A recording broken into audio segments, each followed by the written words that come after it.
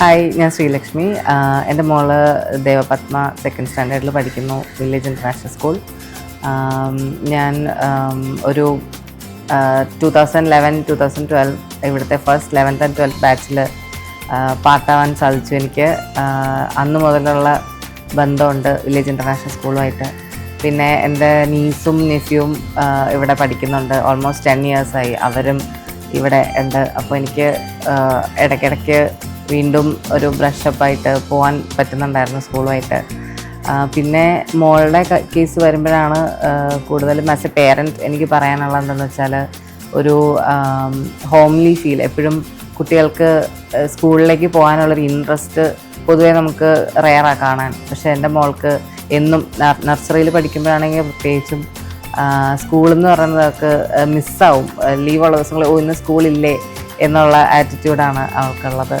അപ്പോൾ അത് ഉറപ്പായിട്ടും അത് സ്കൂളിൻ്റെ ഒരു വിജയം തന്നെയാണ്. അങ്ങനെ ഒരു ഫീലിംഗ് പിള്ളേർക്ക് കൊണ്ടുവരാൻ പറ്റുക എന്ന് പറയുന്നത്.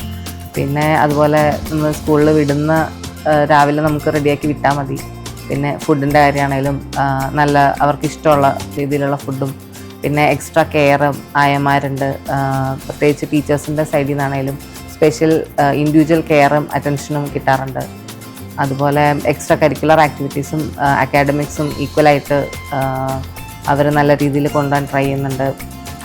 പിന്നെ സ്പെഷ്യലായിട്ട് എടുത്ത് പറയാനുള്ളത് ഇത്തവണത്തെ സമ്മർ ക്യാമ്പാണ്. സമ്മർ ക്യാമ്പ് ഭയങ്കര വളരെ പോസിറ്റീവായിട്ടുള്ള റിവ്യൂ ആണ് എല്ലാവർക്കും ഉള്ളത്. കാരണം അവർക്ക് അത്രയും ഒരു 1 week ആയിരുന്നെങ്കിൽ പോലും ആ 1 week അവർക്ക് മാക്സിമം എൻഗേജ്ഡ് ആയിട്ട് ബേക്കിങ്ങും റോബോട്ടിക്സും, പിന്നെ അവർക്ക് എക്സ്ട്രാ ഒരു ക്യാമ്പ് ഔട്ടിങ് പോലെ, പിന്നെ അവർക്ക് അവരുടെ ഒരു വെക്കേഷൻ്റെ ഒരു നല്ലൊരു സ്റ്റാർട്ട് കിട്ടിയിട്ടുണ്ട് അതിൽ ആ ഒരു 1 week കൊണ്ട് തന്നെ. അപ്പോൾ അതിൽ അവരും ഭയങ്കര ഹാപ്പിയാണ്. പേരൻസ് എന്നുള്ള നിലയിൽ ഞങ്ങളും ഭയങ്കര ഹാപ്പിയാണ്.